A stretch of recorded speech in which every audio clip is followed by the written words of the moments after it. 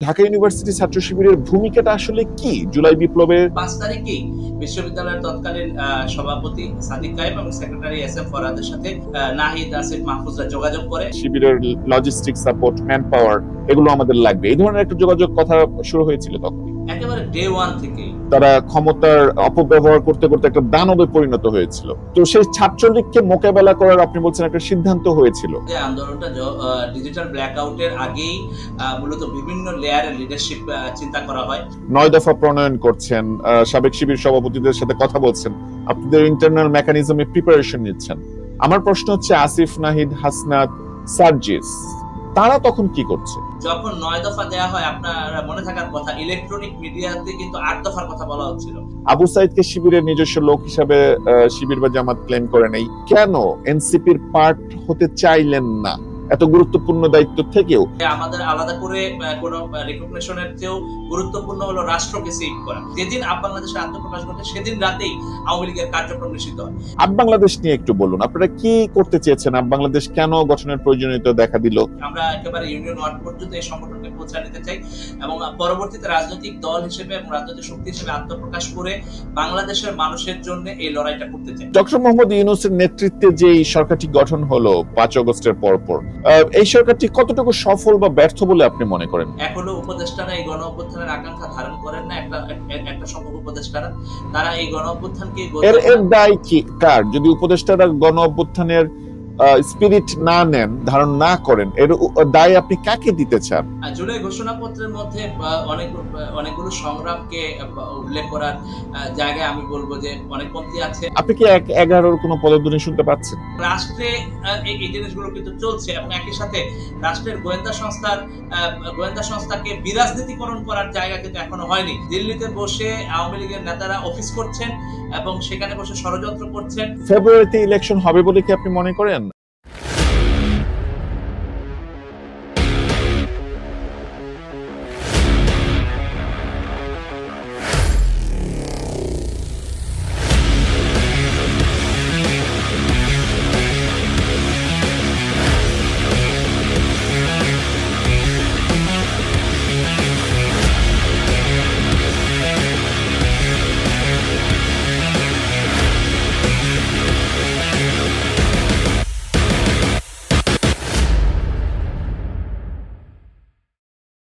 বাংলাদেশ এবং যুক্তরাষ্ট্র সহ বিশ্বের যে যেখানে বসে আজকে আমাদের এই democracy and justice show with Shoaib Ahmed দেখছেন, আপনাদের সবাইকে শুভেচ্ছা জানিয়ে আজকে আমাদের শো শুরু করছি। আমি আপনার হোস্ট শোয়েব আহমেদ।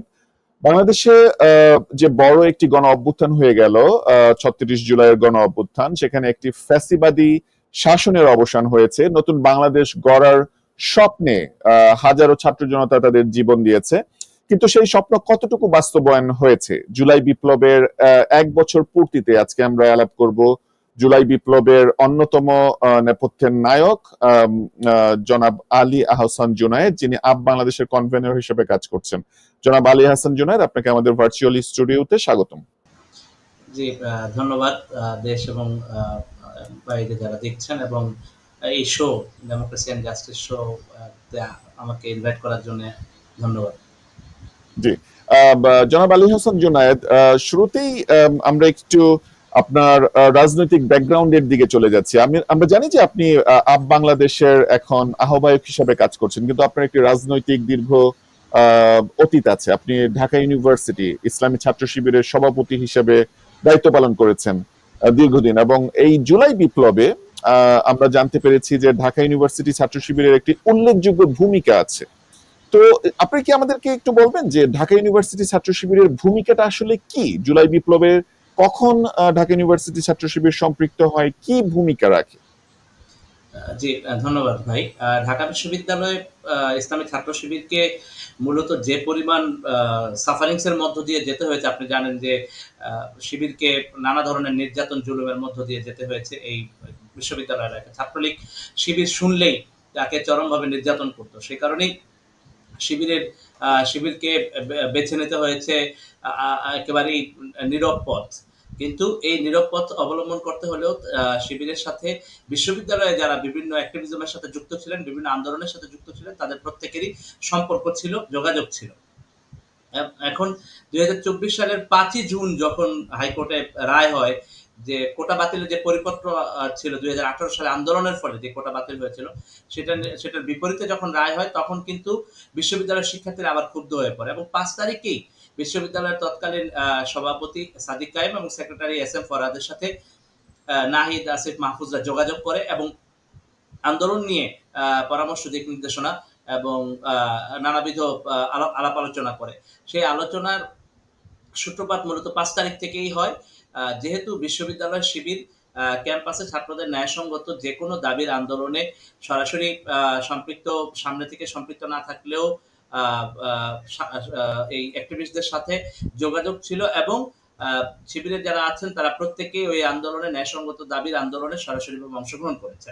তো সে সকল কারণেই শিবিরের সাথে এই যোগাযোগটা করা হয় এবং শিবির তখন থেকে এই আন্দোলনে সম্পৃক্ত হয়ে পড়ে। যেহেতু আপনি জানেন যে এটা মূলত একটা চাকরিতে বৈষম্যের অবতারণা করা হয়েছিল এই কোটার মধ্য দিয়ে এবং শিক্ষার্থীরা কোটা না মেধা, মেধা মেধা এই স্লোগানে কিন্তু রাজপথে নেমে পড়ে এবং পুরো জুন মাসটা মূলত সংগঠিত করার জন্য আপনার ছাত্রদের, বিশ্ববিদ্যালয়ের শিক্ষার্থীদের সংগঠিত করার জন্য সময়টা ব্যয় হয়েছে। বিভিন্ন বিশ্ববিদ্যালয়ে যেন এই আন্দোলনটা ছড়িয়ে পড়ে।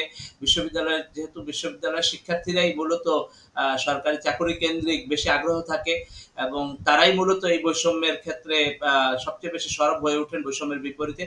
তো সকল বিশ্ববিদ্যালয়ে কিন্তু এই জায়গাটা, এই আন্দোলনটা বার্তা ছড়িয়ে দেওয়ার।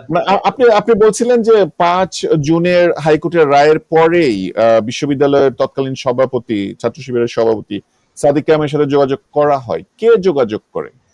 তখন মূলত নাহিদ, আসিফ, মাহফুজ, হাসনাত ওরা যোগাযোগ করে এবং আন্দোলন নিয়ে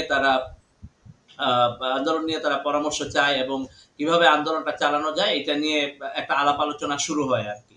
এবং আমরা কি বিষয়টা এইভাবে দেখতে পারি, যারা আন্দোলনের পোস্টার বয় হিসেবে আমরা এখন জানি, সমন্বয়ক হিসাবে পরিচিত নাহিদ, আসিফ, হাসনাত, সার্জিস, তারা ছাত্র শিবিরের ঢাকা ইউনিভার্সিটির সভাপতি সাদিক কায়েমের সাথে শুরু থেকেই যোগাযোগ করে যে আমরা এই ধরনের এই হাইকোর্টের রায়ের বিরুদ্ধে একটি আন্দোলন করতে চাই, শিবিরের লজিস্টিক সাপোর্ট, ম্যান পাওয়ার এগুলো আমাদের লাগবে, এই ধরনের একটা যোগাযোগ কথা শুরু হয়েছিল তখনই? একেবারে ডে ওয়ান থেকেই, প্রথম দিন থেকেই মূলত এই যোগাযোগটা শুরু হয়েছিল এবং আপনি জানেন যে প্রথম দিন থেকেই শিবিরের লোকজন এই আন্দোলনে যুক্ত ছিল, অন্যান্য সাধারণ শিক্ষার্থীদের মতো করেই।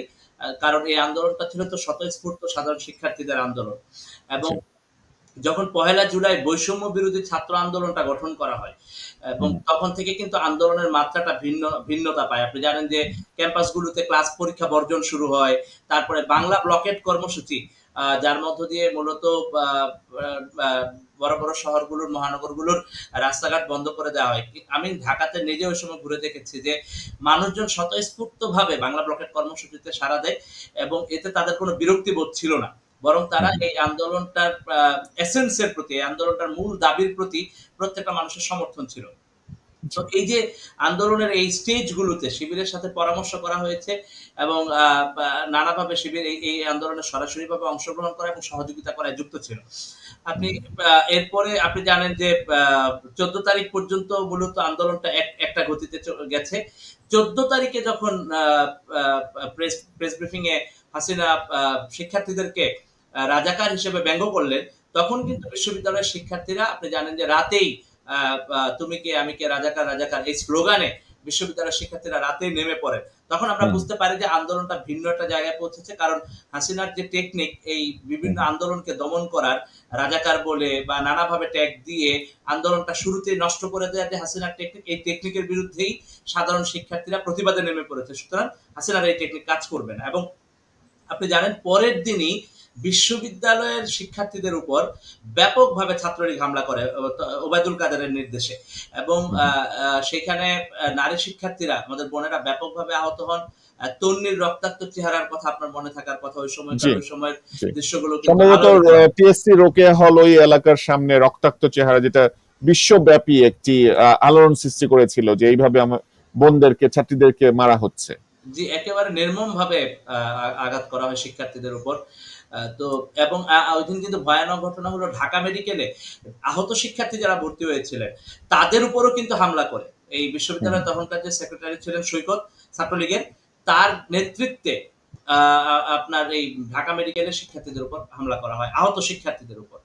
এরকম একটা ভয়াবহ অবস্থায় কি করা হবে, কি বিষয়, সেটা নিয়ে রাতভর আলাপ আলোচনা হয় শিবিরের সাথে, এবং সাধারণ শিক্ষার্থীদের সাথে পুরো বিশ্ববিদ্যালয় এবং সারা দেশে একটা ক্ষোভের সঞ্চার হয়। পরের দিন শিক্ষার্থীরা শহীদ মিনারে বিক্ষোভের ডাক দেয়, এবং সেই দিন প্রস্তুতি ছিল যে ছাত্রলীগ যদি মারতে আসে তাহলে প্রতিরোধ করা হবে। এইভাবে আর আপনি আপনি বলছেন তখন সিদ্ধান্ত ছিল, সিদ্ধান্তটা কে নিয়েছে, কে প্রতিরোধ সিদ্ধান্তটা করবে? এখানে আমরা জানি যে বাংলাদেশের যে ছাত্রলীগ তারা তো আহ, দুর্দান্ত প্রতাপে ছিল, পুলিশের ব্যাকআপ ছিল, তারা গভর্নমেন্টের পার্ট, এই বিগত 16 বছর ধরে তারা ক্ষমতার অপব্যবহার করতে করতে একটা দানবে পরিণত হয়েছিল। তো সেই ছাত্রলীগকে মোকাবেলা করার আপনি বলছেন একটা সিদ্ধান্ত হয়েছিল, সিদ্ধান্তটা কে নিয়েছিল, কারা মোকাবেলা করবে? সিদ্ধান্তটা মূলত এক হলো, বিশ্ববিদ্যালয়ে যখন এভাবে হামলা করা হলো তখন সারা দেশেই তো ক্ষুব্ধ স্টুডেন্টদের মধ্যে ক্ষুব্ধ প্রতিক্রিয়া ছিল, এবং সারা দেশের জি। মানুষজনই ব্যাপকভাবে ক্ষুব্ধ হয়ে পড়ে। তখন মূলত আন্দোলনে যারা অংশীজন ছিলেন, আপনার এই নাহিদ আসিফ, মাহফুজ হাসনাত সহ শিবিরের সাথে আলাপ আলোচনা হয়। এছাড়াও সাধারণ শিক্ষার্থীদের আহ, বিভিন্ন জায়গায় আলাপ আলোচনা করা হয়, এবং সমস্ত শিক্ষার্থীরা এইটাকে সংগঠিত রূপে প্রতিবাদ করার একটা সিদ্ধান্ত গ্রহণ করা হয় মূল নেতৃত্বের জায়গা থেকে। আপনি জানেন যে আন্দোলনের মূল নেতৃত্বে তো নাহিদ আসিফরাই ছিল, এবং তারা সামনে থেকে এই লিডিংটা করতেছিল, এবং আহ, বিভিন্ন পর্যায়ে আন্দোলনের বিভিন্ন পর্যায়ে সিদ্ধান্ত গ্রহণ করা, সহযোগিতা নেওয়া, পরামর্শ করা, এই পুরো প্রক্রিয়াটাতে শিবিরের নেতৃত্ব যুক্ত ছিল।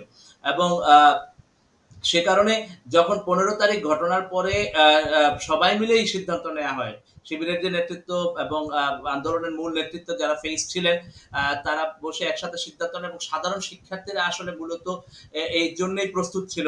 কারণ ওই দিনে নির্মম ভাবে এইভাবে আঘাত করার পরে শিক্ষার্থীরা কিন্তু পিছপা হয় নাই, বরং তারা প্রচন্ড ভাবে প্রতিবাদী হয়ে ওঠেন, এবং পরের দিন স্বতঃস্ফূর্ত রেসপন্স করেন, সবাই এসে শহীদ মিনারে জড়ো হন। তো আপনি জানেন যে ওই দিন যখন এই অবস্থা, তার মধ্যেই দুপুরে আসলে আপনার আবু সাইদ সহ 6 জনের শাহাদাতের খবর আসে। ওয়াসিম, মুগ্ধ, ফারুক, এরকম 6 জন ভাই শাহাদাত বরণ করে। তো আবু সাইদের শাহাদাতের দৃশ্যটা তো আইকনিক, এটা একেবারে সারা বাংলাদেশেই সকল মানুষের জন্য অনুপ্রেরণামূলক ছিল। এটা দুপুরে ঘটে। দুপুরে যখন ঘটে তখনই কিন্তু শহীদ মিনারের শিক্ষার্থীরা জড়ো হচ্ছিলেন, এটা আরো বেশি স্পার্ক করে। এবং রাতে যখন আপনি জানেন যে বিশ্ববিদ্যালয়ের হলগুলো থেকে ছাত্রলীগকে বের করে দেওয়া হয়, তখন আপনার শিবিরের লোকজন এই বিশ্ববিদ্যালয়ের হলগুলোতে সাধারণ শিক্ষার্থীদের সাথে একসাথেই বিশ্ববিদ্যালয়ের শিক্ষার্থী হিসেবে তাদের যে বঞ্চনা, আপনার এই ছাত্রলীগের নির্যাতনের জুলুমের শিকার, আপনি যেটা বলছিলেন তারা দানব হয়ে উঠেছিল, এর প্রতিবাদে কিন্তু সমস্ত শিক্ষার্থীরা হলগুলোতে যায় এবং হলগুলো থেকে ছাত্রলীগকে বের করে দেয়। তো ওই দিন রাতেই যখন ছাত্রলীগকে বের করে দেওয়া হয়, তখনই কিন্তু আমরা বুঝতে পারি যে এই আন্দোলনকে আর দমায় রাখা যাবে না, এবং শুধুমাত্র কোটা বাতিল করে কিংবা কোটা সংস্কার করে এই আন্দোলন সফল হবে না, বরং 6 জনের রক্তের উপর ভিত্তি করে এটা হতে পারে না। তখন 9 দফার আলোচনা শুরু হয়। রাতভর আমরা বিশ্ববিদ্যালয় শিবিরের সাবেক সভাপতিরা, বর্তমান শিবির সভাপতি সহ সেক্রেটারি সহ তাদের সাথে বসি। কত তারিখে সেটা, সেটা কি 20 তারিখে না 19 তারিখে? সেটা 16 তারিখ রাত থেকেই 16 তারিখ রাতেই? আচ্ছা আচ্ছা। 16 তারিখ রাত থেকেই আলাপ আলোচনা শুরু হয়। 17 তারিখ যখন বিশ্ববিদ্যালয় হলগুলো খালি করে দেওয়া হয়, আপনি জানেন যে 17 তারিখ বিশ্ববিদ্যালয় হলগুলো, 17 তারিখ গায়েবানা জানাজা ছিল। গায়েবানা জানাজাতে কফিন ঢুকানো সহ নানাবিধ ঝামেলা পোহাতে হয়েছে। তখন শিবির একটা ঐতিহাসিক ভূমিকা পালন করে এই কফিনগুলো ঢুকানোর ক্ষেত্রে, এবং ওই গায়েবানা জানাজা থেকে আক্তারকে গ্রেফতার করা হয়, এবং ওই গায়েবানা জানাজা শেষেই হামলা চালানো হয়। তারপরে তো হলগুলো খালি করে দেওয়া হয়। তখন থেকেই আমরা আলাপ আলোচনা করছিলাম 9 দফা নিয়ে, এবং একটা 9 দফা ড্রাফটিং শুরু হয়। তখন থেকেই নানা স্টেক হোল্ডার এই আলাপের সাথে যুক্ত ছিলেন। এই 9 দফাতে 9 দফা প্রস্তুতিতে আমরাও যুক্ত ছিলাম, এবং আমাদের আলাপ আলোচনার মধ্যেই ডক্টর মির্জা গালিব ভাই বলেন যে এমন দফা দিতে হবে যাতে করে হাসিনা এই শিক্ষার্থীদের আন্দোলনকে আর ডিমিন করতে না পারেন, এবং তিনি বাধ্য হন এই ছাত্রদের আন্দোলনের যে রক্তদানের যে গুরুত্ব, সেই গুরুত্বটা বুঝতে। আপনি জানেন তারপরে প্রথম দফা, যেটা হাসিনার ক্ষমা চাওয়ার যে প্রশ্ন, সেই প্রথম দফাটা ড্রাফট করা হয়।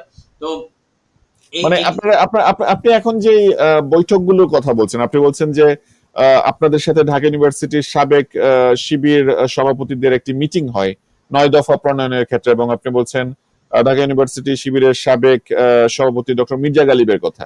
উনি বলেছেন হাসিনার ক্ষমা চাওয়ার বিষয়টি যেন আসে এবং সেটি আপনারা 1 দফায় পরিণত করেন। তো এই মিটিং গুলো কি এক্সক্লুসিভলি এই যে শিবিরের সাবেক সভাপতিদের কথা বলছেন, শিবিরের বর্তমান সভাপতি আপনারা মিলেই করেছেন? এই মিটিং গুলো বেসিক্যালি অনলাইনে আমাদের শিবিরের সাবেকরা এবং বর্তমান বিশ্ববিদ্যালয়ের সভাপতি সেক্রেটারি যারা ছিলেন ওই সময় তাদের সাথেই মূলত হয়েছে, এবং একই সাথে আমরা আপডেটেড ছিলাম যে নাহিদ আসিফ দের সাথে কি আলাপ হচ্ছে। ওইখানে আমরা পরামর্শ দেয়া এবং মূলত বিশ্ববিদ্যালয়ের মূল নেতৃত্বের মাধ্যমে আমরা এইভাবে আপডেটেড থাকতাম এবং কানেক্টেড থাকতাম আর কি। আর একই সাথে অ্যাক্টিভিস্টদের সাথে আমাদের বিশ্ববিদ্যালয়ে দায়িত্ব পালনকালীন সময় যোগাযোগের কারণে ব্যক্তিগতভাবে আমাদের সাথেও যোগাযোগ হতো। আপনার মাহফুজের সাথে কিংবা হাসনাতের সাথে আমারও কথা হয়েছে। কিন্তু আপনারা যখন এই মিটিং গুলো করছেন 16 তারিখ 17 তারিখে 9 দফা প্রণয়ন করছেন, সাবেক শিবির সভাপতিদের সাথে কথা বলছেন, আপনাদের ইন্টারনাল মেকানিজমে প্রিপারেশন নিচ্ছেন, আমার প্রশ্ন হচ্ছে আসিফ, নাহিদ, হাসনাত, সার্জিস তারা তখন কি করছে? ওরাও এই একই আলাপের মধ্যে আছে, তখন তারাও নিজেরাও এই কাজগুলো করছে, আমরা শেয়ারিং করতেছি আর কি। এই 9 দফাটা নিয়ে ড্রাফটিং করা হচ্ছে, আইডিয়া শেয়ারিং হচ্ছে যাতে করে এটা একটা ফাইনাল পর্যায়ে যায়। আপনি জানেন যে পরের দিনই 18 তারিখ মূলত ইন্টারনেট ব্ল্যাকআউট করা হয়। ডিজিটাল ব্ল্যাকআউটের পরে তো আসলে আর যোগাযোগ করা সম্ভব হয় না, কিন্তু তার আগেই 9 দফার একটা ড্রাফটিং করে ফেলা হয় এবং সেটা আসলে নানা দিক থেকেই আপনার এই শেয়ারিংটা হয়, শেয়ারিং হয়ে মূলত এই জিনিসটা ফাইনাল হয়। আমাদের ওই সময় মূলত আপনি জানেন যে এই পুরো আন্দোলনটা 17 তারিখ যখন হল থেকে বের করে দেওয়া হয়, তখন 18 তারিখ মূলত আন্দোলনটা জমে ওঠে প্রাইভেট বিশ্ববিদ্যালয় থেকে। এবং প্রাইভেট বিশ্ববিদ্যালয়ের শিক্ষার্থীরা যখন নেমে আসেন, প্রাইভেট বিশ্ববিদ্যালয়ের শিক্ষার্থীরা সাধারণত সরকারি চাকরি নিয়ে বদার্ড হওয়ার কথা না, কিন্তু তারাও যখন নেমে আসেন এবং হামলার শিকার হন, এবং সমস্ত প্রাইভেট বিশ্ববিদ্যালয়ের শিক্ষার্থীরা, আপনি জানেন ওদের ব্র্যাক ইউনিভার্সিটির উপর হামলা করা হয়, পুলিশ হামলা করে, তখন প্রাইভেট বিশ্ববিদ্যালয়ের শিক্ষার্থীরা ঐক্যবদ্ধভাবে ব্র্যাক ইউনিভার্সিটির দিকে এগিয়ে যায়। একটা বিরাট ঐক্য তৈরি হয় এবং সারা দেশে এটা স্পার্ক ছড়িয়ে পড়ে। তো এরা যেহেতু প্রাইভেট বিশ্ববিদ্যালয়ে আপনি জানেন যে শুধুমাত্র শিবিরেরই একটা সাংগঠনিক কাঠামো আছে যা শক্তিশালীভাবে কাজ করছিল, তো তখন এই শিবির তার এই কাঠামোকে মোবিলাইজ করে এবং এই প্রাইভেট বিশ্ববিদ্যালয়ের শিক্ষার্থীরা স্বতঃস্ফূর্তভাবে যে নেমে পড়েছে তার সাথে অংশীদার হয়ে এই আন্দোলনে আপনার নেতৃত্ব দেয় এবং অংশগ্রহণ করে। তো প্রাইভেট বিশ্ববিদ্যালয় মূলত 18 এবং 19 তারিখ এই 2 দিন ব্যাপকভাবে আন্দোলনে অংশগ্রহণ করে এবং আন্দোলনটাকে একটা নতুন মাত্রা দেয়। 17 তারিখের পরে যে একটা আশঙ্কা তৈরি হয়েছিল, সেই আশঙ্কাটা তখন দূরীভূত হয়ে যায়।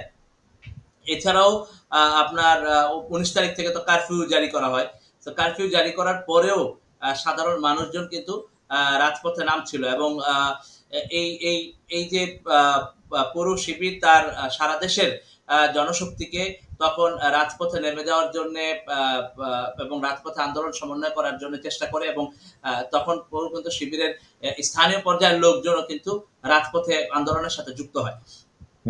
এই যে পুরো প্রক্রিয়া, এই পুরো প্রক্রিয়াতেই শিবির মূলত আপনার নানাভাবেই যুক্ত ছিল, এবং আপনি দেখবেন যে মাহফুজ আলম সে কথা বলেছেন যে আন্দোলন চালিয়েও নিয়ে গেছেন কোনো সময়। তো এই যে আন্দোলন চালিয়ে নিয়ে যাওয়ার কথা, এই আন্দোলন চালিয়ে নিয়ে যাওয়ার কথাটা মূলত ডিজিটাল ব্ল্যাকআউটের সময় থেকে আপনি জানেন যে আন্দোলনের মূল ফেস যারা, তারা কেউ গুম ছিলেন, আবার কেউ ডিবির কাছে বন্দী ছিলেন, মাঝখানে 6 সমন্বয়ক ডিবির কাছে বন্দী ছিলেন। এই পুরো সময়টাতে কিন্তু ঢাকা বিশ্ববিদ্যালয়ে শিবিরকে এই আন্দোলনটাকে পেছন থেকে পুরোপুরি চালিয়ে নিতে হয়েছে, সিদ্ধান্ত গ্রহণ থেকে শুরু করে আন্দোলন। আমার একটা প্রশ্ন হচ্ছে, যখন আমরা দেখতে পেয়েছিলাম যে সমন্বয়ক আন্দোলনের পোস্টার বয়দেরকে যখন ডিবি ক্যাপচার করে এবং হারুনের ভাতের হোটেলের যেই একটা মুখরোচক বর্ণনা বাংলাদেশে পাওয়া যায়, সেখানে নাহিদ ইসলামের নেতৃত্বে সমন্বয়করা আন্দোলনের স্থগিতের একটি ঘোষণাপত্র পড়ছেন, তখন আপনাদের মধ্যে প্রতিক্রিয়া কি ছিল? আপনারা কি ভেবেছিলেন যে তারা যেহেতু আন্দোলনের তৎকালীন মুখপাত্র বা সংবাদ মাধ্যমগুলো তাদেরকেই চিনে আন্দোলনের ফেস হিসাবে, তারা এটাকে বন্ধ করে দেওয়ার কথা বলছে। আপনারা শিবিরের যে গ্রুপের কথা বললেন, আপনাদের ইন্টারনাল মেকানিজম এবং ম্যান পাওয়ারের কথা, আপনারা কি ভাবলেন যে আন্দোলন এখন থামিয়ে দেওয়া হবে, নাকি আপনি যেটা একটু আগে বলছিলেন আপনারা বুঝতে পেরেছিলেন আন্দোলনটা একটা নিউ ডাইমেনশনের দিকে যাবে, আপনারা সেটার প্রতি চালিয়ে নেয়ার একটি পরিকল্পনা ছিল আপনাদের? যে আসলে মূলত আপনি জানেন যে আন্দোলনটা ডিজিটাল ব্ল্যাকআউটের আগেই মূলত বিভিন্ন লেয়ারের লিডারশিপ চিন্তা করা হয়, এবং আপনার কয়েকটা লেয়ার লিডারশিপ সাজানো ছিল, যাতে করে একটা সেট অফ লিডারশিপ চলে গেল, পরের সেট অফ লিডারশিপ এসে আন্দোলনটাকে চালিয়ে নিতে পারে। তো আপনার যখন ৬ সমন্বয়ক ডিবির কাছে গ্রেফতার হয় এবং তারা বিবৃতি দেয় যে আন্দোলন স্থগিত করার, তখন সারা দেশে আসলে আন্দোলন স্থগিত করার আর পরিস্থিতি ছিল না। সারা দেশের মানুষজন স্বতঃস্ফূর্তভাবে নেমে পড়েছে। অসংখ্য মানুষ ততক্ষণে শহীদ হয়ে গেছেন এবং অনেকে আহত অবস্থায় আছেন, গ্রেফতার হয়েছেন, গণগ্রেফতার চলছে। তখন আপনি জানেন অসংখ্য মামলা হয়েছে, গণগ্রেফতার চলছে।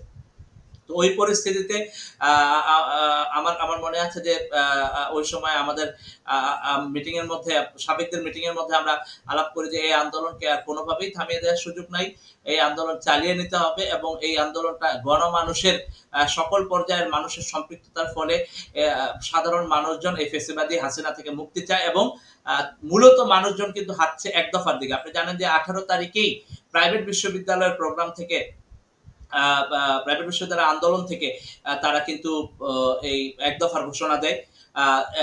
মানে মূলত মানুষের হৃদয়ে কিন্তু ছিল আপনার এই এক দফার কথা। এটা কেন বলছি, আপনি যখন 9 দফা দেয়া হয়, আপনার মনে থাকার কথা ইলেকট্রনিক মিডিয়াতে কিন্তু 8 দফার কথা বলা হচ্ছিল এবং প্রিন্ট মিডিয়াতেও কিন্তু দুই একটা প্রিন্ট মিডিয়া বাদে সমস্ত প্রিন্ট মিডিয়াতেই কিন্তু 8 দফার কথা বলা হচ্ছিল।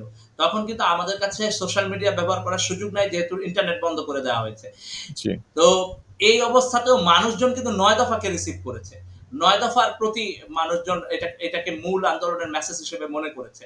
তো একই রকম ভাবে আন্দোলনটা যেভাবে আগাচ্ছিল, তখন প্রত্যেকটা মানুষ এমন ভাবে এই আন্দোলনের সাথে কানেক্টেড হয়ে গেছেন যে মানুষজন হাসিনার পতন ছাড়া, ফেসিবাদী এই সরকারের পতন ছাড়া আর অন্য কোনো ভাবনার মধ্যে ছিলেন না এবং সেই কারণে এই আন্দোলনটা চালিয়ে নিয়ে যাওয়া সহজতর হয়েছে। কারণ সাধারণ গণমানুষ আসলে তার মানে এই যে নির্বিচার গুলি, গণগ্রেফতার, এসব দেখে অতিষ্ঠ হয়ে গিয়েছিলেন এবং প্রত্যেকেই চাচ্ছিলেন যে কোনো মূল্যে এই হাসিনাকে, এই ফেসিবাদী সরকারকে উৎখাত করতে হবে। তো সেই জায়গা থেকেই কিন্তু মূলত আন্দোলন চালিয়ে নেওয়ার জায়গা। আমরা শহীদ হলেও এই আন্দোলন চালিয়ে নিয়ে যাব, আমাদের জীবন গেলেও এই আন্দোলন চালিয়ে নিয়ে যাব। এই ব্যাপারে আমরা সিরিয়াসলি নিজেদের মধ্যে আলাপ করি এবং এই আন্দোলনটা চালিয়ে নেওয়ার জন্য যে সেকেন্ড লেয়ারের লিডারশিপ ছিল তাদের সাথে আলাপ করে তারা এই আন্দোলনে প্রেস বিজ্ঞপ্তি দেয়া, তারপরে হলো মিডিয়া ফেস করা, তখনও কিন্তু এগুলো চলছিল। এবং আপনি জানেন যে ওই সময়টাতে স্টুডেন্ট এগেইনস্ট অপারেশন এসএও আন্দোলনে একটা তালিকা প্রকাশ করে, শহীদ আহতদের একটা তালিকা প্রকাশ করে, যেটা পরবর্তীতে ইন্টারন্যাশনাল মিডিয়া সহ বিভিন্ন জায়গায় প্রকাশ পায়। এই এসএওটা কিন্তু মূলত ঢাকা বিশ্ববিদ্যালয় ইসলামী ছাত্র শিবিরের উদ্যোগ। তো এই উদ্যোগ থেকেই মূলত কিন্তু সারা বিশ্বে শহীদ আহতদের একটা তালিকা কিন্তু যায়, যেটা মূলত আপনি জানেন যে প্রেস ব্রিফিং এর মধ্য দিয়ে ওই সময়টাতে হান্নান মাসুদ ঘোষণা করেন এবং সেটা সারা বিশ্বে কিন্তু এই তালিকাটাই প্রকাশিত হয় এবং আন্দোলনটা একটা ভিন্ন মাত্রা পায়। জি জি, ধন্যবাদ আপনাকে। জনাব আলী হাসান জুনায়েদ, আপনার কাছে আবার পরবর্তীতে যে প্রশ্নটি থাকবে সেটি হচ্ছে যে আপনি যে বর্ণনাটি এখন দিলেন যে ছাত্র শিবিরের আন্দোলনকে সফল করার ক্ষেত্রে নেপথ্য শক্তি হিসাবে কাজ করা, প্ল্যানিং থেকে শুরু করে অর্গানাইজিং করা এবং এটার একটি ভিশন দেখা যে আন্দোলনটা কোন দিকে যাবে, যেটি 1 দফা 9 দফা থেকে 1 দফায় পরিণত হওয়া। কিন্তু আমরা দেখতে পাই যখন হাসিনার পতন হলো 36 জুলাইয়ের পরে শিবির কোনো স্টেক নেয় নাই। মানে আমি এই সেন্সে বলছি যে তার আন্দোলনের কৃতিত্ব গ্রহণ করে নাই। আবু সাইদ আইকনিক শহীদ এই জুলাই আন্দোলনের, তা সেও আমরা পরবর্তীতে জানতে পেরেছি যে শিবিরের ক্যাডার লেয়ারের একজন সাথী ছিলেন, আমার যদি ভুল না হয়ে থাকে। আবু সাইদকে শিবিরের নিজস্ব লোক হিসাবে শিবির বা জামাত ক্লেম করে নেই। জামাত এবং শিবিরের উল্লেখযোগ্য সংখ্যক নেতা কর্মীরা এই আন্দোলনের শহীদ হয়েছে, তাকে প্রকাশ্যে বলা হয়নি আন্দোলনের পরপর। আমি বলতে চাই, আপনারা না বললেও হাসিনা কিন্তু বলেছিল। হাসিনা কিন্তু এই জুলাই আন্দোলনের সময়ই ব্যবসায়ীদের সাথে মিটিং এ, এখানে সেখানে প্রেস কনফারেন্সে বলছিল যে এদের পিছনে জামাত শিবিররা আছে এবং হাসিনা বাসায় জঙ্গিরা আছে। আম, আহ, এবং হাসিনা কোট আনকোট এটাও বলছিল যে তোমাদের এলাকায় খোঁজ নিয়ে দেখো কোনো জামাত শিবিরের লোকজন নাই, তারা কোথায়, তারা এখন সব ঢাকায় চলে গেছে, আন্দোলন করছে। তো হাসিনা বুঝতে পেরেছিল তার গোয়েন্দা সংস্থার মাধ্যমে। জামাত শিবির আপনি এখন বলছেন ঢাবি শিবিরের সাবেক সভাপতি হিসেবে, আন্দোলনের একজন অন্যতম ক্যাটালিস্ট হিসেবে আপনি এই বর্ণনাটা এখন দিচ্ছেন। আন্দোলনের পরপর শিবির তার কৃতিত্ব দাবি করে নাই কেন, স্টেক নেয় নাই কেন? জি, মূলত আপনি আপনি আপনি জানেন যে হাসিনা কিন্তু ১৬-১৭ তারিখ থেকেই প্রেস প্রেস ব্রিফিং এ বলতেছিল যে এটা শিবির আছে এর পেছনে, এবং এরই প্রেক্ষিতে কিন্তু আপনি জানেন যে ১লা আগস্টে এসে জামাত শিবিরকে নির্বাহী আদেশে নিষিদ্ধ করা হয়। জি। তো এবং হাসিনা বারবার তার বক্তব্যে শিবিরকে দায়ী করেই তার বক্তব্য রাখছিলেন। তো এই অবস্থাতেও আমরা আমরা দেখছিলাম যে এই আন্দোলনটা মূলত গণমানুষের, সাধারণ মানুষের, সারা বাংলাদেশের সকল শ্রেণী পেশার মানুষের। এবং আপনি যদি আন্দোলনের শহীদদের তালিকার দিকে তাকান, আপনি খেয়াল করবেন যে এখানে একেবারে সাধারণ মানুষ থেকে শুরু করে সব ধরনের মানুষজন আছে। নারীরা এবার আন্দোলনের ফ্রন্ট লাইনে থেকে শহীদ হয়েছেন, আপনার রিক্সা চালকরা ফ্রন্ট লাইনে থেকে শহীদ হয়েছেন, আপনার মাদ্রাসা শিক্ষার্থীরা শহীদ হয়েছেন, প্রাইভেট বিশ্ববিদ্যালয়ের শিক্ষার্থীরা শহীদ হয়েছেন, সমাজের সমস্ত শ্রেণী পেশার মানুষজন আন্দোলনে এসে যুক্ত হয়েছেন। আন্দোলনের ধরনটাই ছিল ভিন্ন রকমের। তো এই যে আন্দোলন, এবং এই আন্দোলনে এসে সমস্ত রাজনৈতিক দল, মত পথের লোকেরা কিন্তু বৈষম্য বিরোধী ছাত্র আন্দোলনের ব্যানারে এসে আন্দোলনটা করেছেন।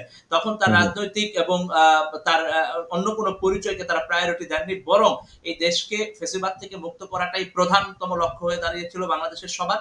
এবং সেই কারণেই সবাই বৈষম্য বিরোধী ছাত্র আন্দোলনের ব্যানারের নিচে এসে দাঁড়িয়েছিল। ৫ তারিখের পরেও আমাদের ফিলিংস ছিল এই যে পুরো বাংলাদেশের মানুষের যে আন্দোলন, সেই আন্দোলনে আলাদা করে ক্রেডিট নিতে যাওয়ার প্রয়োজন নেই, কারণ হলো এই আন্দোলনের ক্রেডিট শহীদদের, আহতদের, সারা বাংলাদেশের মানুষের।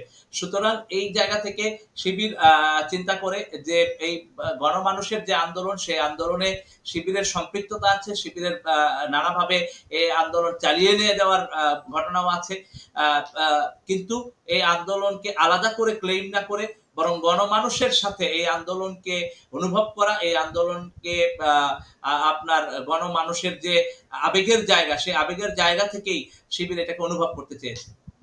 জি, ধন্যবাদ আপনাকে।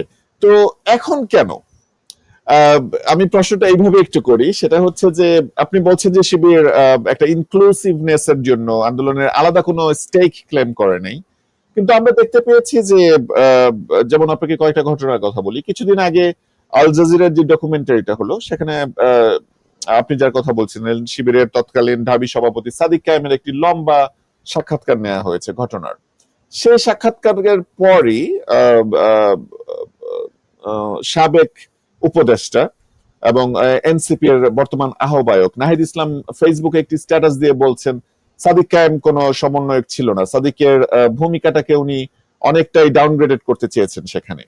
এবং এখন জুলকারনাইন স্যারের মাধ্যমে হোক, আল জাজিরার মাধ্যমে হোক, বিভিন্ন ভাবে শিবির কিন্তু তার ভূমিকার কথাটি সামনে আনছে। আপনি বলছেন আমাদের এই শোতে বর্তমানে।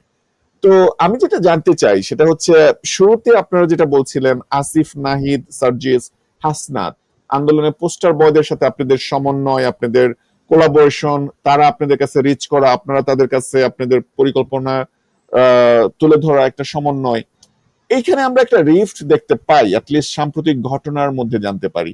এবং আমি আমার প্রশ্নটা ফাইনালাইজ করছি আরেকটা উদাহরণ দিয়ে, সেটি হচ্ছে যে কিছুদিন আগে আমরা দেখতে পেলাম যে আরেকজন ছাত্র উপদেষ্টা আসিফ মাহমুদ ভুইয়া, উনি সেই ৫ তারিখের পরপরই ৫ই আগস্টের পরপরই কিছুদিন পরেই একটি সরকারি চিঠির মাধ্যমে বলছেন শিবিরের সাবেক ঢাবি সভাপতি রাফিয়া রিফাতের নাম উল্লেখ করে সম্ভবত যে ওনাদেরকে যেন সচিবালয় থেকে মানে অবাঞ্ছিত বা সেপারেটেড করা হয়। এই যে একটা রিফট আমরা দেখতে পাই, এই রিফটটা কবে, কোথায়, কিভাবে শুরু হলো? আপনাদের মধ্যে এই দ্বন্দ্বটা বা শিবিরের সাথে এই ছাত্র শক্তি থেকে আসা নেতৃত্বের আন্দোলনকারী এই দুটি প্যারালাল পক্ষের দ্বন্দ্বটা কিভাবে শুরু হলো?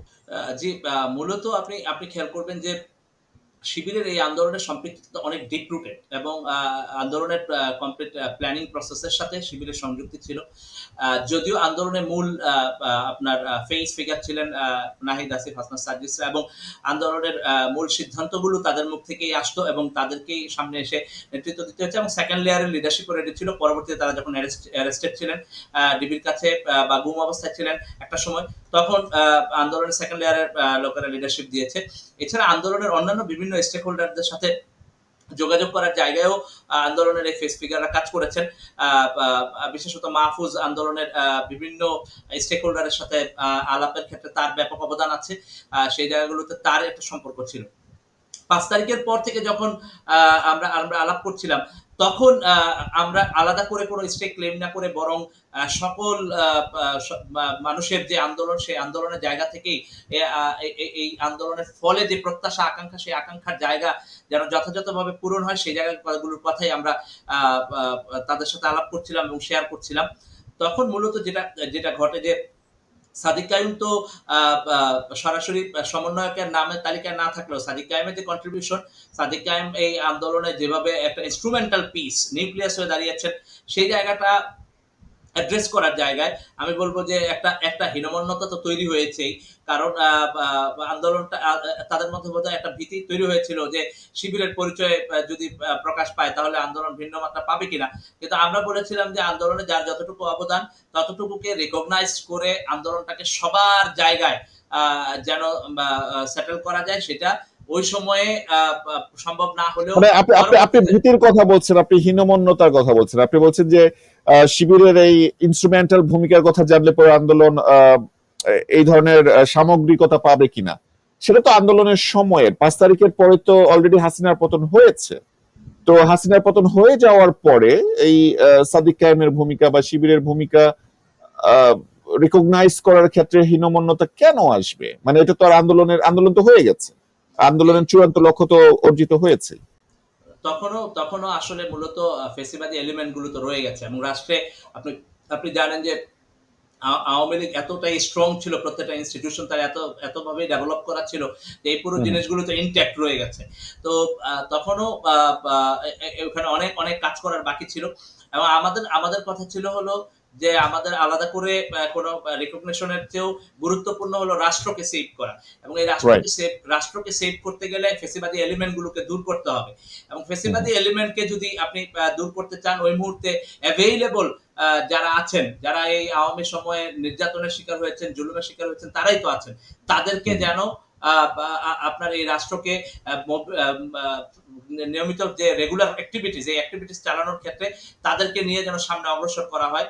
তো এই জায়গাতে এসে মূলত হলো আন্দোলনে যারা ছিলেন মূল নেতৃত্ব, তাদের মধ্যে একটা কি বলা যায় টানাপোড়েন শুরু হয় নিজেদের মধ্যে, এবং তারা কিভাবে করে এটাকে অ্যাড্রেস করবেন এটা ঠিক করতে পারেননি, যে কারণে ওনারা শিবিরের সাথে এঙ্গেজমেন্টের ক্ষেত্রে আন্দোলন 5 তারিখের আগে যেভাবে এঙ্গেজ ছিলেন, 5 তারিখের পরে এসে তারা মূলত শিবিরকে অনলি একটা স্টেক হিসেবে দেখতে চাচ্ছিলেন। কিন্তু আমরা তো ইনক্লুসিভিটির জায়গা থেকে অনলি একটা সিঙ্গেল স্টেক হিসেবে দেখি নাই, বরং এই গণ অভ্যুত্থানের একটা যে ইনক্লুসিভনেস, সেই জায়গা থেকে মূলত আমরা বিবেচনা করেছি যে গণ অভ্যুত্থানের ফলে ফ্যাসিবাদী এলিমেন্ট গুলোকে দূর করে যারা ফ্যাসিবাদী আমলে নানাভাবে জুলুম নির্যাতনের শিকার হয়েছেন এবং সততার পরিচয় দিয়েছেন, তাদেরকে যেন ফ্যাসিলিটেট করা যায়। তো এই যে এই আলাপটাই মূলত একটা অস্বস্তির সৃষ্টি করে। জি, ধন্যবাদ আপনাকে। ছোট একটি প্রশ্ন এই প্রসঙ্গে, সেটি হচ্ছে যে আমরা জানি যে 5 তারিখের যে সংবাদ সম্মেলন বা সাংবাদিকদের ফেস করার ক্ষেত্রে শিবিরের সাবেক ঢাবি সভাপতি রাফে রিফাত একটি স্ট্যাটাসে সম্প্রতি জানিয়েছেন, উনি একটা ভিডিও পোস্ট করেছেন এবং উনি বলছেন যে ওনাদেরকে খবর দেওয়া হয়েছিল যে আন্দোলনের সবাই, নাহিদ আসিফ সহ শিবিরের নেতৃবৃন্দরা সবাই এফপির অফিসে সন্ধ্যাবেলায় একটি মিটিং করবে বা সাংবাদিকদের ফেস করবে। ওনারা সেখানে গিয়ে দেখেন তারা সেখানে নাই, তারা সবাই চলে গেছে চ্যানেল 24 এর অফিসে। তো আমি এটা রুটটা একটু জানতে চাচ্ছি, মানে আপনি কি মনে হয় যে 5 তারিখ থেকেই নাহিদ আসিফদের সাথে শিবিরের রিকগনিশনের ক্ষেত্রে বা ওদেরকে সাংবাদিকদের সামনে আনার ক্ষেত্রে ওই রিফটা শুরু হয়ে গিয়েছিল? আমি মনে করি যে ওই সময়ই একটা অস্বস্তি তৈরি হয়েছিল, একটা টেনশন তৈরি হয়েছিল। আর আন্দোলনের যে সামগ্রিকতার জায়গা, সেই সামগ্রিকতার জায়গা থেকে তারা আ শিবিরের যে ভূমিকা এবং শিবির যেভাবে সম্পৃক্ত ছিল সেই জায়গা থেকে তারা বিবেচনা করতে পারেনি। কারণ আন্দোলনে শিবির মূলত শুধু শিবিরের জায়গা থেকে আন্দোলনকে ধারণ করেনি। বাংলাদেশের মানুষের গণ অভ্যুত্থানে গণসম্পৃক্ততার জায়গা থেকে শিবির এই আন্দোলনকে ধারণ করেছে এবং এই আন্দোলনে সংযুক্ত হয়েছে। সুতরাং ৫ তারিখে যখন হাসিনা পালিয়ে গেল, তারপর থেকে শিবিরকে শুধু শিবির হিসেবে অ্যাড্রেস করে তাকে সিঙ্গেল আউট করা বা তাকে একটা অন্যান্য স্টেকের মতো একটা স্টেক হিসেবে বিবেচনা করা একটা প্রবণতা তৈরি হয়েছিল। বরং যে গণ অভ্যুত্থানের একসাথে বসে যে সিদ্ধান্ত গ্রহণ এবং গণ অভ্যুত্থানে নানা ধরনের সিদ্ধান্ত গ্রহণে শিবিরের যে ভূমিকা বা সাদিক কায়েমের যে ভূমিকা, আমি ব্যক্তি হিসেবে বলবো সাদিক কায়েমের যে ভূমিকা বা সাদিক কায়েমের যে সম্পৃক্ততা, সেইখানে গণ অভ্যুত্থানের সামগ্রিকতার জায়গা থেকে সাদিক কায়েমকে বিবেচনা করা হয়নি, যা বা বিবেচনা করার ক্ষেত্রে একটা অস্বস্তি বা এবং আমরা দেখেছি নার্ভাসনেস ছিল। আসিফ মাহমুদ ভুঁইয়ার যে বই, সেই বইয়ে যে ছবিটা, সেখানে সাদিক কায়েমকে ক্রপ করে বাদ দিয়ে দেওয়া হয়েছে। জি, মানে আমি আমাদের কাছে তখনই মনে হয়েছে যে গণ অভ্যুত্থানের সামগ্রিকতার জায়গা থেকে সাদিক কায়েমকে বিবেচনা করার ক্ষেত্রে একটা অস্বস্তি আছে, একটা ভীতি আছে। আমাদের কথা ছিল হলো শিবির হিসেবে শুধু না, এই আন্দোলনে শিবির অংশগ্রহণ করেছে গণমানুষের অংশ হিসেবে, শিক্ষার্থীদের অংশ হিসেবে, গণসম্পৃক্ততা হিসেবে এবং গণ অভ্যুত্থানকে যেভাবে ধারণ করা প্রয়োজন গণের জায়গা থেকে, সেই জায়গা থেকেই কিন্তু শিবির এই গণ অভ্যুত্থানকে ধারণ করেছে। যে কারণে আপনি যখন বলছিলেন শিবির আলাদা করে স্টেক ক্লেম করে নাই, বরং শিবির এই ইনক্লুসিভনেসকে ধারণ করেছে গণ অভ্যুত্থানের লিডারশিপের জায়গা থেকে। তো এইখানে এসে আমাদের কাছে মনে হয়েছে যে যারা মূল ফেস ফিগার ছিলেন তারা একটা টেন্সড অবস্থায় পড়েছেন, একটা নার্ভাস অবস্থায় পড়েছেন। ৫ তারিখ হাসিনা পালায় যাওয়ার আগেও কিন্তু এই টেনশনটা ছিল না, কিন্তু হাসিনা পালায় যাওয়ার পর থেকেই মূলত একটা টেনশন শুরু হয়েছে তাদের মধ্যে। জি, ধন্যবাদ আপনাকে। আমরা একটু এগিয়ে যাই সামনের দিকের ঘটনাবলীর দিকে। এই ৫ই অগস্টের গণবিপ্লবের পরে দেশের প্রচলিত রাজনৈতিক ব্যবস্থা পরিবর্তনের জন্য দেশের জনমানুষের একটি তীব্র আকাঙ্ক্ষা দেখা দিয়েছে এবং তারা পুরনো রাজনীতি ছুঁড়ে ফেলে নতুন একটি রাজনৈতিক ব্যবস্থা দেখতে চেয়েছে এবং নতুন রাজনৈতিক ব্যবস্থায় নতুন রাজনৈতিক শক্তির উত্থানের সম্ভাবনা তৈরি হয়েছে এবং জন আকাঙ্ক্ষার প্রতিফলন করে সেখানে ছাত্রদের সমন্বয়ে একটি দল গঠিত হয়। প্রথমে জাতীয় নাগরিক কমিটি নামে উদ্যোগটা শুরু হয় এবং পরবর্তীতে জাতীয় নাগরিক পার্টি বা এনসিপি নামে তার আনুষ্ঠানিক যাত্রা শুরু হয়। আমরা জানি যে আপনি জাতীয় নাগরিক কমিটির যুগ্ম আহ্বায়ক ছিলেন। তো এই জাতীয় নাগরিক কমিটি থেকে যখন জাতীয় নাগরিক পার্টি হয়, তখন আপনি এবং আরেকজন শিবিরের সাবেক ঢাবি সভাপতি রাফি রিফাত, যিনি যুগ্ম সদস্য সচিব হিসেবে ছিলেন, সহকারী সদস্য সচিব হিসেবে ছিলেন, আপনারা দুইজন সেখানে যোগদান করলেন না, তাই তো? আপনারা এখন নতুন একটি রাজনৈতিক উদ্যোগ বা একটি প্ল্যাটফর্ম আপ বাংলাদেশ গঠন করলেন অনেক পরে। তো আমি যদি ফোকাস করি যে আপনারা কেন এনসিপির পার্ট হতে চাইলেন না, এত গুরুত্বপূর্ণ দায়িত্ব থেকেও, অনেকেই বলছেন যে আপনারা এনসিপি থেকে সরে যাওয়ার কারণে এনসিপি দুর্বল হয়ে গিয়েছে শুরুতেই। তো কেন, ঠিক কি কারণে আপনারা এনসিপিতে জয়েন করলেন না বা গঠনের সাথে থেকেও থাকলেন না? যে আমরা জাতীয় নাগরিক কমিটিতে যখন যুক্ত হই, মূলত তখন আমরা ঐক্যবদ্ধ শক্তির জায়গা থেকে এই চিন্তা করেছি যে এই জেনারেশনের, আপনি তো জানেন যে এটা একটা জেনারেশনাল গণ অভ্যুত্থান যেখানে তরুণদের মূল অংশগ্রহণ ছিল, এবং সেইখান থেকে আমরা চিন্তা করেছি যে সমস্ত তরুণেরা, গণ অভ্যুত্থানে সম্পৃক্ত তরুণেরা যদি একসাথে আমরা মুভ করতে পারি, তাহলে যে নতুন রাজনৈতিক শক্তির বা নতুন রাজনৈতিক স্বপ্ন মানুষের মধ্যে তৈরি হয়েছে, নতুন রাজনৈতিক শক্তি আবির্ভাবের একটা সুযোগ তৈরি হয়েছে, সেই সুযোগটাকে কাজে লাগানো যাবে। সেই জন্য আমরা গিয়ে জাতীয় নাগরিক কমিটিতে যুক্ত হয়েছিলাম এবং একসাথে কাজ করার জন্য দৃঢ় অঙ্গীকারও ব্যক্ত করেছিলাম, কাজ শুরুও করেছিলাম। কিন্তু পথিমধ্যে এসে আমাদের কাছে মনে হলো যে পরিমাণ ইন্টিগ্রিটি আমরা দেখতে চেয়েছি ফাইন্যান্সিয়াল জায়গা থেকে এবং আপনি আপনার দলের সিদ্ধান্ত গ্রহণের জায়গা থেকে, সেই জায়গাটা আমরা ফিল করতে পারছিলাম না। এবং এখানে এসে আমাদের কাছে মনে হচ্ছিল যে আমাদের প্রত্যেকটা জায়গায় যেভাবে করে দলের আপনার স্বচ্ছতা থাকা দরকার, সেই স্বচ্ছতার জায়গাটা আমরা পাচ্ছিলাম না। আমরা বারবার নক করতেছিলাম যে আমরা এখানে এসে সবাই ঐক্যবদ্ধ হয়েছি, নানা ধরনের মানুষজন এসে ঐক্যবদ্ধ হয়েছি। প্রত্যেকের এখানে একটা ওনারশিপ ক্রিয়েট করতে হলে এই জায়গার একটা ট্রান্সপারেন্ট ডিসিশন মেকিং প্রসেস লাগবে, এবং একই সাথে এখানকার একটা ফাইন্যান্সিয়াল প্রসেস ট্রান্সপারেন্ট লাগবে, নতুবা মানুষ যে স্বপ্ন দেখছে আমাদের প্রতি সেই স্বপ্নটা ভেঙে যাবে। তো এর কোনো যথোপযুক্ত উত্তর আমরা পাইনি। এবং আপনি দেখেন যে সারা বাংলাদেশের মানুষজন কিন্তু এখন তরুণদের প্রতি যে স্বপ্নটা ছিল তাদের অনেকেরই, বিশেষত স্থানীয় এলাকাগুলোতে সমন্বয়কদের, এবং রিসেন্টলি আপনি জানেন যে সমন্বয়ক চাঁদাবাজি করতে গিয়ে গ্রেফতার হয়েছেন। তো এই ধরনের ঘটনাগুলো কিন্তু পুরো বাংলাদেশের মানুষের মধ্যে একটা হতাশা তৈরি করেছে। তো এই ব্যাপারগুলোতেই আমরা তখন থেকেই কথা বলছিলাম যে এগুলো জায়গা যদি, ফাইন্যান্সিয়াল জায়গা যদি আমরা ক্লিয়ার ট্রান্সপারেন্ট ধরে রাখতে না পারি, অ্যাকাউন্টেবল না হই, তাহলে মানুষজন একসময় আমাদেরকে প্রশ্ন করবে। কারণ আপনি জানেন যে অন্যান্য ট্র্যাডিশনাল দলের মতো তরুণদের বিবেচনা করা হচ্ছে না। অন্যান্য ট্র্যাডিশনাল দল ১০০ টাকা দুর্নীতি করলেও মানুষজন এটাকে তেমন ভাবে দেখছেন না, কিন্তু তরুণরা ৫ টাকা দুর্নীতি করলেও মানুষের স্বপ্ন ব্যাহত হচ্ছে, কারণ এটা গণ অভ্যুত্থানের ফলে একটা নতুন স্বপ্ন তৈরি হয়েছে। তো সেই জায়গা থেকেই আমরা মূলত, এবং এখন কিন্তু এটা একটা লজ্জার বিষয় হয়ে দাঁড়ায় যখন আমরা দেখি যে মিডিয়াতে যখন নিউজ আসে যে সমন্বয়ক ছিল বা সমন্বয় লিস্টে ছিলেন এমন কেউ কারো বাসায় গিয়ে, আওয়ামী লীগের সাবেক এমপি বা কারো বাসায় গিয়ে একটা চাঁদার অঙ্ক নিয়ে আসছেন, ব্যাগে করে টাকা নিয়ে আসছেন, বা চাঁদার জন্য ভয়ভীতি দেখাচ্ছেন। এটা কিন্তু একটা লজ্জার, একটা গ্লানির একটি বিষয় হয়ে দাঁড়ায়, তাই তো? এটা ব্যাপকভাবে গ্লানির, কারণ আমরা তো সহযোদ্ধা ছিলাম, আমরা একসাথে এই গণ অভ্যুত্থানে অংশগ্রহণ করেছি, জীবন দিতে প্রস্তুত ছিলাম, এবং আমরা তো আসলে মরেও যেতে পারতাম। যেভাবে হেলিকপ্টার বা পুলিশরা নির্বিচারে গুলি করেছে, আওয়ামী লীগ ছাত্রলীগ যেভাবে করে গুলি করেছে, হামলা করেছে, বাসায় বাসায় হানা দিয়েছে, তা আমরা তো বেঁচে গিয়েছি, এক্সট্রা লাইফ পেয়েছি, আসলে বোনাস লাইফ পেয়েছি। সেখানে এই ধরনের ঘটনাগুলো প্রচন্ড ভাবে আশাভঙ্গ করে এবং লজ্জাজনক তো অবশ্যই, কারণ সারা বাংলাদেশের মানুষজন একটা নতুন হোপ তৈরি হয়েছিল, এখনো সেই হোপটা আছে, কিন্তু হোপের যে পরিমাণ মানে ওজন ছিল, সেই ওজনটা অবশ্যই কমেছে বলে আমি মনে করি। তো আপনি বলছিলেন যে দুটি বিষয় আপনি উল্লেখ করছিলেন যে এনসিপির সাথে আপনাদের দূরত্ব তৈরি হওয়াটা। একটি বলছিলেন আপনি যে ফাইন্যান্সিয়াল ট্রান্সপারেন্সিটা আপনি এনশিওর করতে পারেননি, আপনি পার্সোনালি স্যাটিসফাইড হননি, রাইট? আপনি এখন বলছেন যে এটা বিভিন্ন ঘটনা এখন জনসম্মুখেও চলে আসছে, যেটা আপনারা অনেক আগেই অ্যাড্রেস করতে চেয়েছিলেন। আরেকটি বিষয় কি ছিল যে নেতৃত্বের সিদ্ধান্ত গ্রহণের ইনক্লুসিভিটি, এটা কি কোনো আপনাদের কনসার্ন ছিল যে কিভাবে এনসিপির সিদ্ধান্তগুলো হচ্ছে সেখানে আপনারা যারা আছেন সবার মতামতকে সমানভাবে গ্রহণযোগ্য হচ্ছে কিনা, বা কে কিভাবে নেতা হবে তার একটি প্রক্রিয়া, আপনারা কি সেটাও এনশিওর করতে চেয়েছিলেন? আমরা সেটিও এনশিওর করতে চেয়েছিলাম। সেখানে আমরা মতামত দিচ্ছিলাম, এবং দলে গুরুত্বপূর্ণ জায়গায় দায়িত্বে থাকায় আসলে বিভিন্ন বিষয়ে তো আমরাও তো লায়াবল ছিলাম তখন আসলে।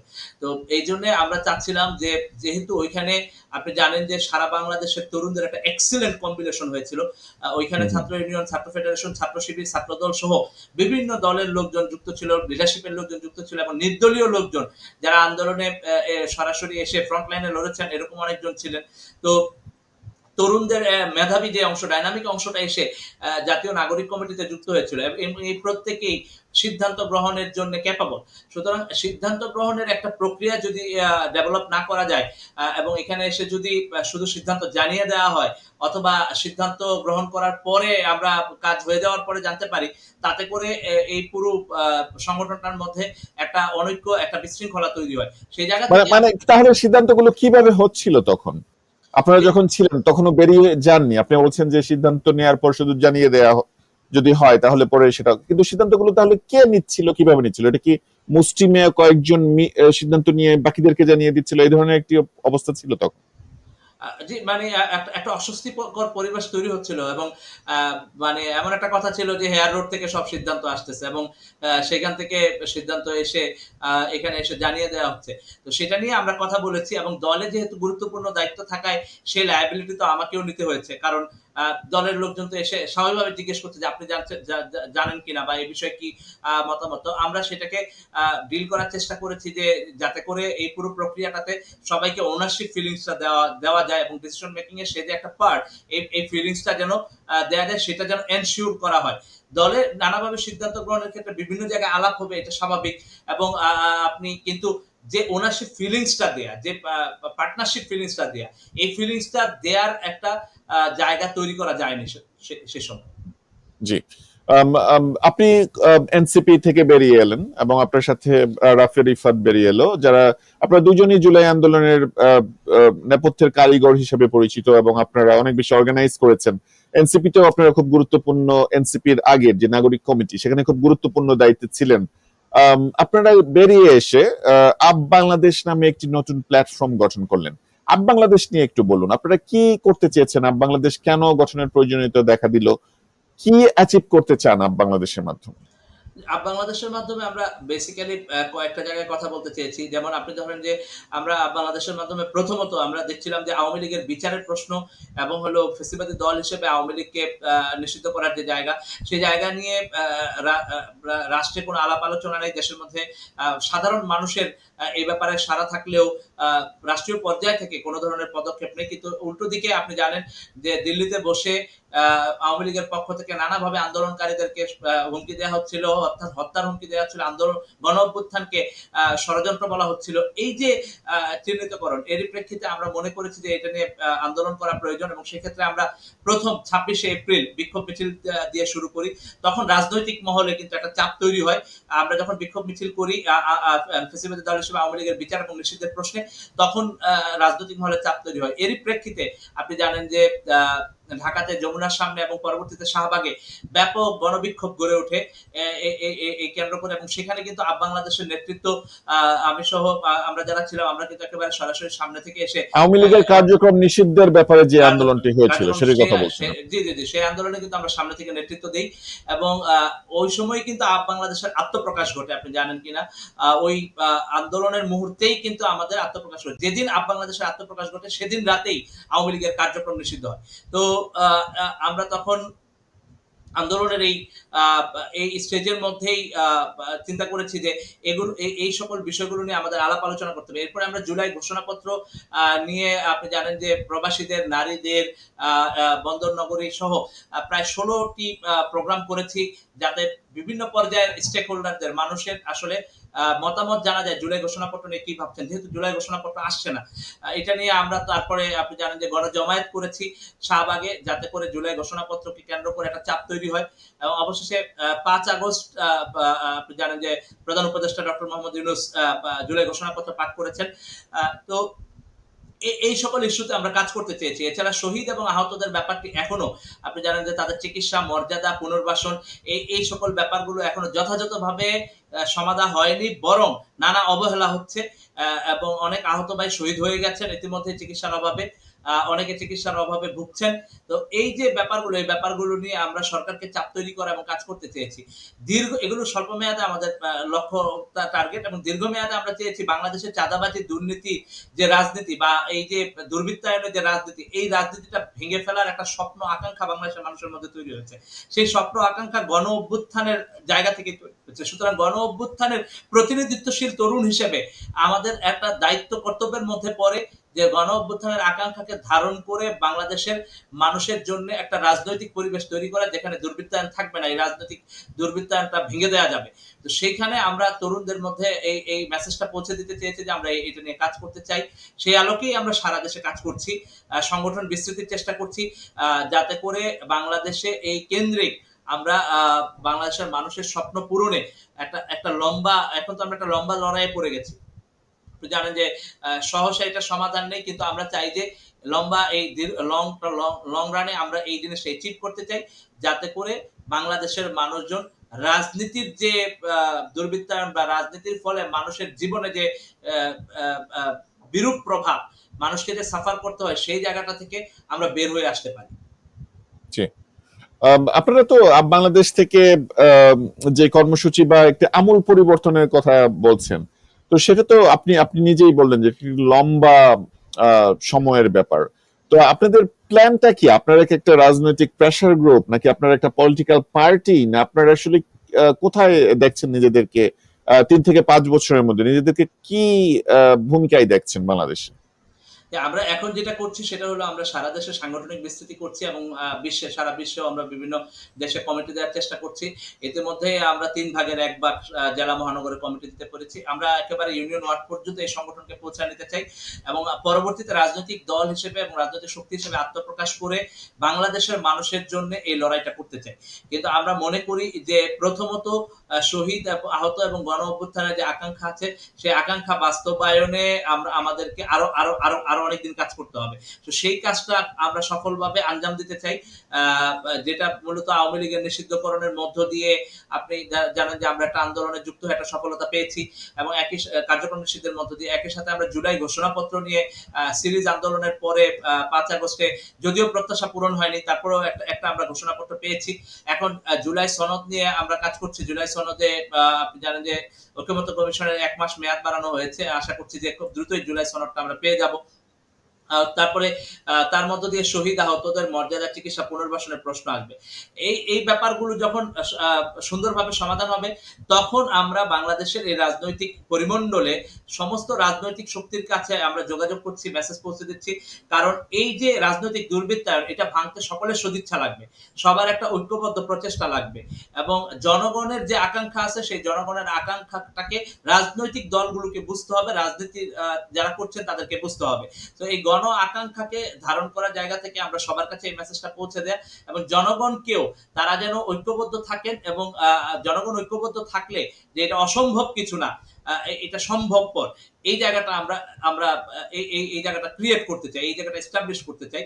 তো সেই জায়গা থেকে আমরা নেটওয়ার্ক সংগঠন বিস্তৃতি করা, প্রথমত নিজের সংগঠনের শক্তি অর্জন করা, দ্বিতীয়ত হলো রাজনৈতিক দলগুলো, শক্তিগুলো, পক্ষগুলোর সাথে নিয়মিত যোগাযোগ সাধনের মাধ্যমে একটা ঐক্য গড়ে তোলা, তৃতীয়ত জনগণের কাছে নিয়মিত যাতায়াত, যোগাযোগ, সংযোগ, গণসংযোগের মধ্য দিয়ে তাদের যে আশা আকাঙ্ক্ষা প্রত্যাশা আছে সেই আশা আকাঙ্ক্ষা প্রত্যাশার দাবিতে জনগণ যেন ঐক্যবদ্ধ থাকে, সেই ঐক্যবদ্ধতার জন্য কাজ করা। সো এই কাজগুলো আমরা করে অগ্রসর হতে চাই।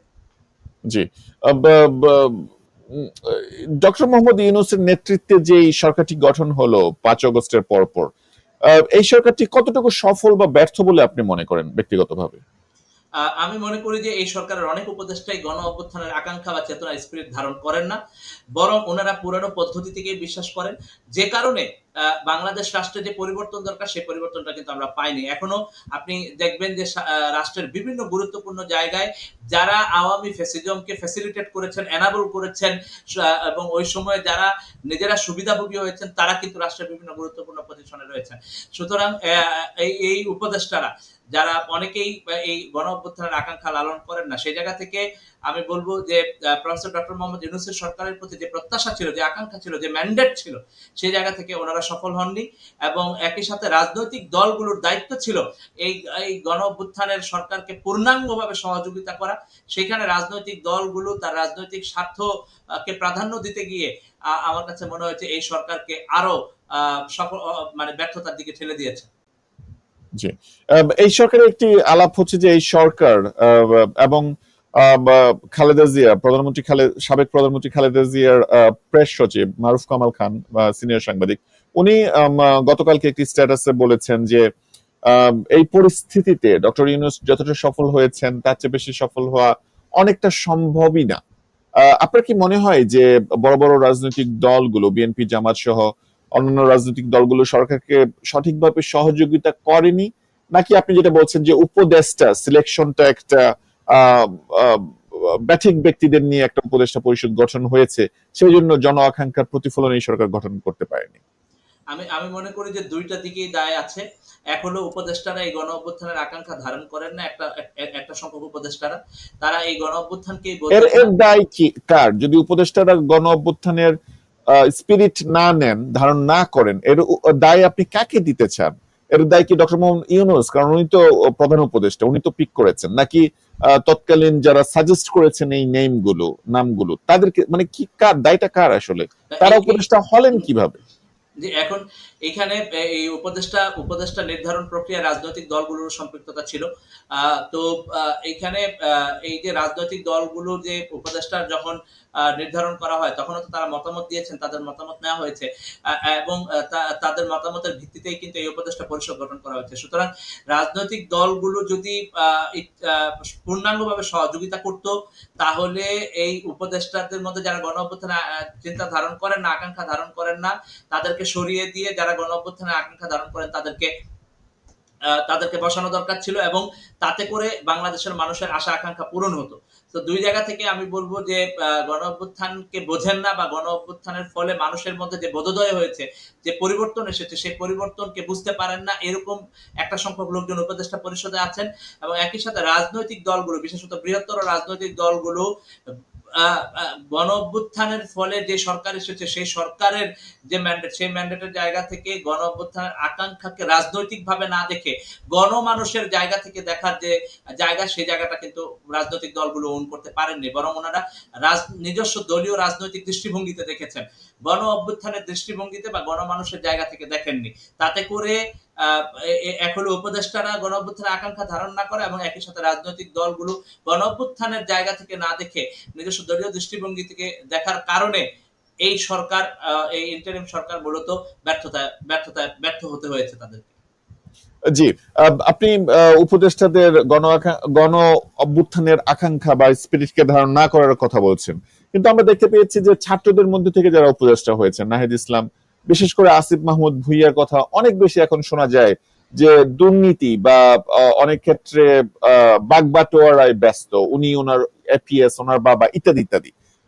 তো ছাত্র উপদেষ্টা যারা আন্দোলনের পোস্টার বয় ছিলেন, যারা আন্দোলনের স্পিরিটকে ধারণ করবেন বলেই তো মানে ন্যাচারালি এটা পারসিভড হয়, তাদের ক্ষেত্রেও তো প্রশ্নের বাইরে তারা যেতে পারেননি। সে বিষয়টাকে কিভাবে দেখেন? না, তারাও প্রশ্নের বাইরে বেরোতে পারেননি, বরং আমাদের কথা ছিল হলো কোথায় সমস্যা হচ্ছে সেটা যেন স্পষ্টভাবে জানানো হয়।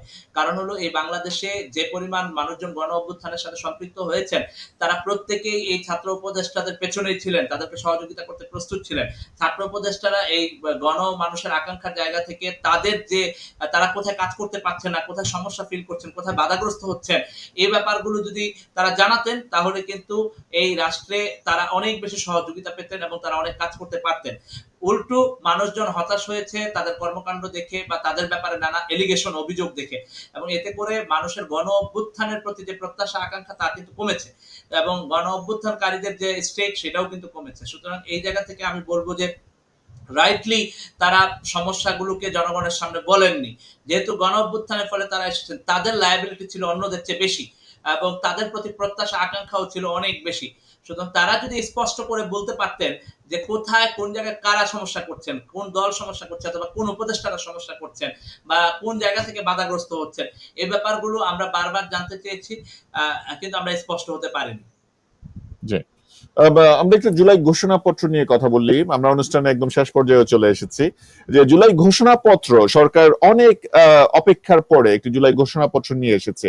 আপনার কি মনে হয় যে জুলাই ঘোষণাপত্রে সব পক্ষের অবদান এবং এটা একটা ইনক্লুসিভ, রিফ্লেকটিভ ঘোষণাপত্র হয়েছে, নাকি কোনো ল্যাকিংস আছে? যদি থেকে থাকে সেটি কি? জুলাই ঘোষণাপত্রের মধ্যে অনেকগুলো সংগ্রামকে উল্লেখ করার জায়গায় আমি বলবো যে অনেক কমতি আছে। আপনার আমাদের যে সংগ্রাম 1947, 1971 এবং 2024, এই যে লড়াই, এই লড়াইকে ধারণ করার জায়গায় আমি বলবো যে 47-কে সরাসরি উল্লেখ করা হয়নি। এবং একই সাথে আপনি খেয়াল করবেন যে ফেসিবাদের আমলে যে দীর্ঘ লড়াই করতে হয়েছে আমাদেরকে, সেটা খুব কম মেনশন করা হয়েছে। ফেসিবাদের আমলের লড়াইগুলো কোনোটাকেই কিন্তু মেনশন করা হয়নি। এবং একই সাথে আমি বলবো যে 3 আগস্ট এক দফা যেদিন ঘোষণা হয়, সেই দিন থেকে পর্যন্ত মেনশন করা হয়নি।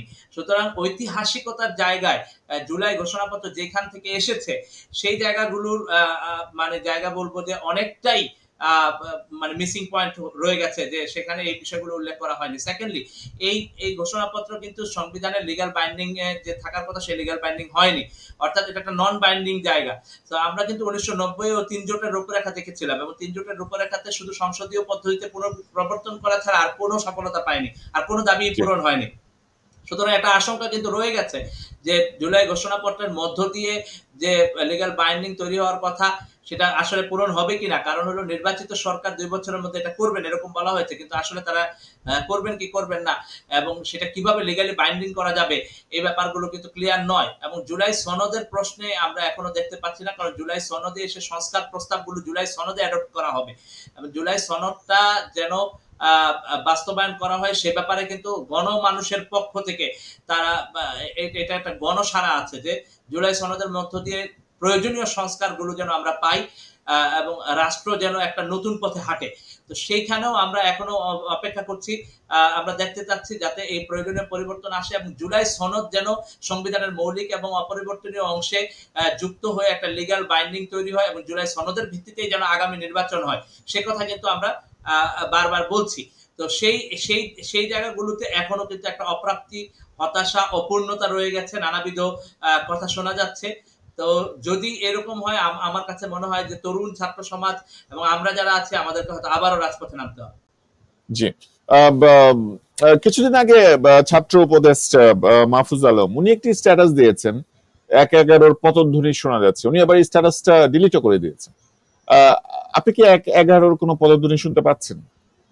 1/11 পদধ্বনির জায়গা বলতে এখন পর্যন্ত তো আমরা স্পষ্ট কোনো কিছু দেখতে পাচ্ছি না, কিন্তু রাষ্ট্রের বিভিন্ন জায়গাগুলোতে ষড়যন্ত্র যে চলছে এটার একটা প্রমাণ হলো আপনি জানেন যে মেজর সাদিক, সুমাইয়া, গুলশানারা যে চক্রটা ট্রেনিং দিচ্ছিল গণ অভ্যুত্থানকারীদেরকে হত্যা করার জন্য আওয়ামী লীগের একটা অংশকে ট্রেনিং দিচ্ছিল, আপনি আপনি নিশ্চয়ই জানেন।